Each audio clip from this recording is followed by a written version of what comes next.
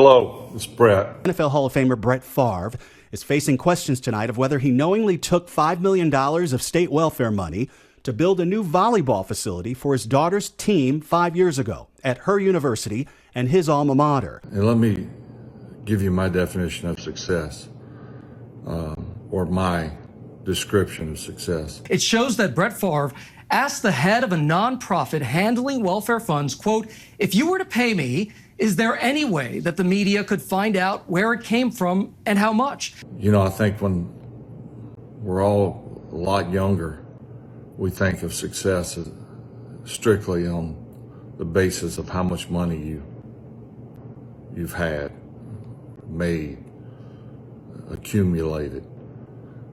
And what goes hand in hand with that is stuff. Favre's also an outspoken conservative, an ally of former President Donald Trump. There they are on the golf course together. Thumbs up. New text messages show the pressure former NFL quarterback Brett Favre was putting on then Mississippi Governor Phil Bryant.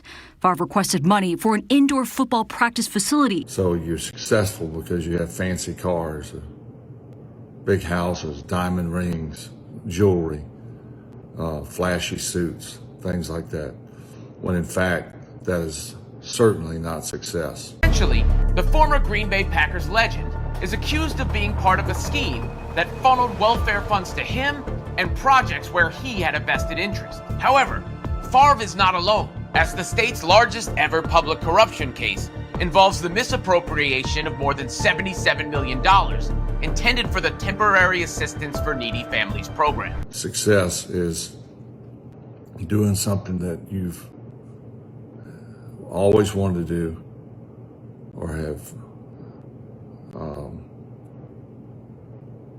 searched, reached for, goals that have been met, and in the process, if you've been fortunate enough to make money, buy a house, have children. You know, there's many descriptions of success, but that's doing something that you've wanted to do and doing it the best that you possibly can. To help recruit a player for his college alma mater, the University of Southern Mississippi, in 2019. The funding in question from a grant program intended for low-income families. The governor responded to Favre's request. Use of these funds is tightly controlled. Any improper use could result in violation of federal law. The Mississippi welfare scandal has had many twists and turns, from journalists like Anna Wolf breaking so many stories inside the story. In May of 2020, he came out with a report that said that Brett Favre himself had received $1 million in welfare payments to basically under a promotional gig to promote the welfare program. Okay, so all of that came out in 2020. Not a lot of fanfare, not a lot of national coverage, right?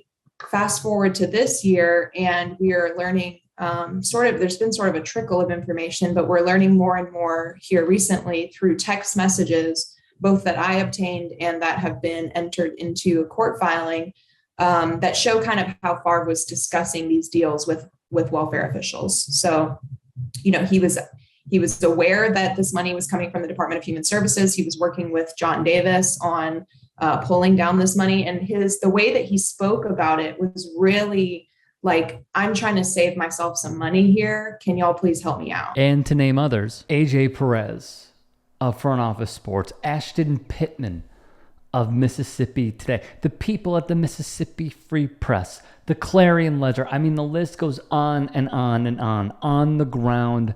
Seriously credible reporting and journalism that has happened in order for us to learn all of this information. It is the one-year anniversary of the Supreme Court decision to overturn Roe versus Wade. And our next guest, Mississippi Attorney General Lynn Fitch, represented her state in the Dobbs versus Jackson case that overturned Roe. And she joins us now. Lynn, it's so great to have you on today. Mississippi Attorney General Lynn Fitch, who has been at odds. There was a period, clearly, where powerful people were benefiting from TANF funds here in the state of Mississippi. The first time that I knew that Brett Favre had some sort of intersection with our investigation was when an investigator walked into my office and he said, "I need you to watch this video." State Auditor Shad White led the investigation. It was a video of Mr. Favre promoting Prevacus's product, which was a nasal spray that was designed to prevent concussions. And my first question was, what does this have to do with welfare money? And the investigator's answer was exactly, what does it have to do with welfare money? With State Auditor Shad White, AJ Perez of Front Office Sports, a must-follow for his coverage, wrote in his column on February 5th, an outside law firm was handling the welfare scandal case, not AG Fitch. It's the largest public corruption scandal in the state's history, but Fitch has been hands-off. From Perez, when Fitch caught wind of Auditor White writing a book on the scandal, she pulled AG lawyers from defending him in his defamation case brought by Favre. White's own lawyers and his office are serving as counsel. The Clarion Ledger added Fitch failed to sue Favre for everything he owes and then sued to stop me from trying to get the money back too. Just let me do the job even if you won't. That line comes after Fitch, a Republican, announced a suit against White, fellow Republican, in an effort to try and block the auditor's effort to recover misspent welfare money from Favre. Then there was this. I wanted to at least collect the facts. Former U.S. Attorney Brad Pigott was hired by the state to find the money. How is Brett Favre getting money that's supposed to get kids out of poverty? It's a mystery to us. Here we had tens of millions of dollars sent by the country to do the thing that we need done the most, and it was squandered. In July, he issued a subpoena to get more answers about that volleyball arena, including any communications between the university and former Governor Phil Bryant. What happened to you after you filed your subpoena? I was terminated. Which should raise alarm bells everywhere. Pigott would tell the New York Times, "I believe I was fired as a result of a pattern of orders from the Mississippi governor's office concerning protecting an entity called the University of Southern Mississippi Athletic Foundation from any responsibility in this matter." Previously, Pigott had been working for the Mississippi Department of Human Services, the agency that distributes Mississippi's federal welfare block grants. A state audit in 2020 found that as much as $94 million in federal funds may have been misspent in Mississippi, wrote the Times. Mississippi Today added, the state welfare department fired him. He was contracted to claw back millions of misspent federal funds from dozens of people in Mississippi's sprawling welfare scandal. Just last week, Pigott had scheduled depositions with key players in the scheme, including former NFL quarterback Brett Favre. Pigott said the Mississippi Department of Human Services and the Attorney General's office were aware of his intent to subpoena the Athletic Foundation days before he filed. "I am sure they can find a loyal Republican lawyer to do the work," said Pigott, a former President Bill Clinton appointee. Robert G. Anderson, executive director of the Mississippi Department of Human Services, said Pigott was fired because he filed the subpoena without consulting with the agency prior to. However, Mississippi Today obtained an email showing that Pigott sent a draft copy to the agency's lawyer and the state attorney general's office 10 days before he filed it. Now we have another shocking update. This is Jody Owens. He is the lead prosecutor in the welfare scandal. From Perez once more, in a huge story with Front Office Sports, the feds carried out searches of the office where he works as the DA and a nearby Jackson cigar business he owns. An FBI spokesperson confirmed to FOS that multiple search warrants were carried out, although the reasons for the raids remain unclear. Perez got a statement from a spokesperson with Owens' office who said, "This morning, FBI agents came to our offices. We are fully cooperating with their efforts.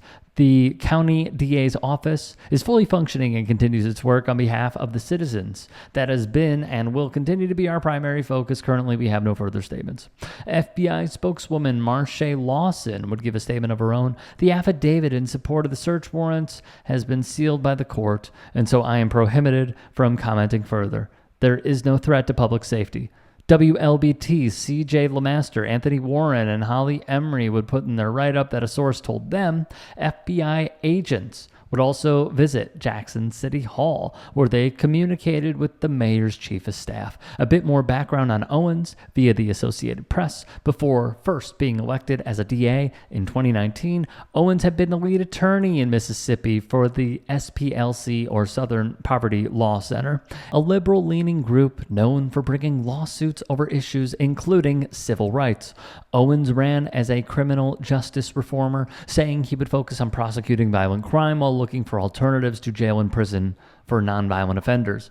From the Clarion Ledger once more, in a separate 2022 incident, for the record, Owens was accused of pointing a firearm at Joshua Towns of Hattiesburg, who told police he was visiting his lady friend in her apartment on Pearl Street when Owens entered the apartment and pointed the firearm at him, according to previous Clarion Ledger reporting. The woman was reportedly an employee in Owens' office.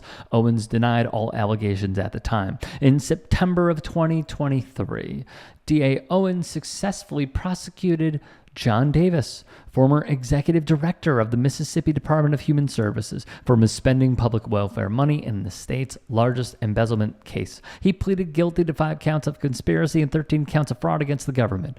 A federal judge indefinitely delayed Davis's sentencing in January 2023. Currently, while information is scarce at this moment, all right, we will update you when it becomes available.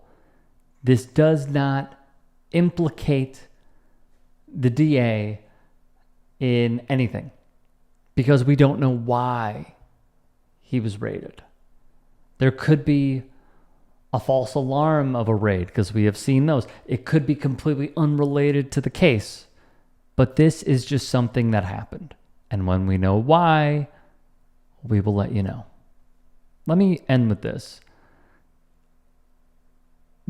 As you know, you could subscribe and you can follow us and follow me on the social media channels as you see fit.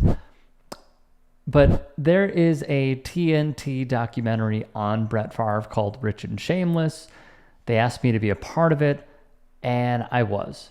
So if you can and are willing, go check it out to support their work. Thank you.